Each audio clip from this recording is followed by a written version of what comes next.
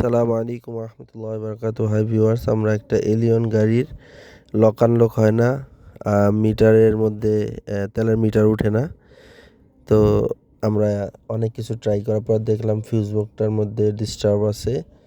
তো আমরা একটা রিকন্ডিশন ফিউজ বক্স নিয়ে আসছি। ওইটার আমি যেহেতু এর মধ্যে ফিউজ ছিল না, তো আমরা ফিউজগুলো লাগিয়ে নিলাম, রিলেগুলো লাগিয়ে নিলাম চেক করে করে। এরপরে আমরা আবার ওই ফিউজ বক্সটাকে কানেক্ট করব। জ্যাকগুলো লাগিয়ে নিই। জ্যাকগুলো ভালোভাবে দেখতে হবে, কারণ অনেক সময় জ্যাকগুলো লুজ থেকে যায়, অনেক সময় লক করতে গিয়ে আমাদের ভুল হয়ে যায়। তো এই জন্য ভালোভাবে একটু টেনে টেনে দেখবেন যে লক হয়েছে কি হয়েছে না, এবং সমস্ত জ্যাকগুলো সম্পূর্ণভাবে সুন্দরভাবে চেক করে লাগাবেন, যাতে ওইটার মধ্যে কোনো কার্বন টার্বন না থাকে। তো আমরা এরকম লাগিয়ে নিলাম এবং কন্ট্রোলার বক্সটাও লাগিয়ে নিলাম।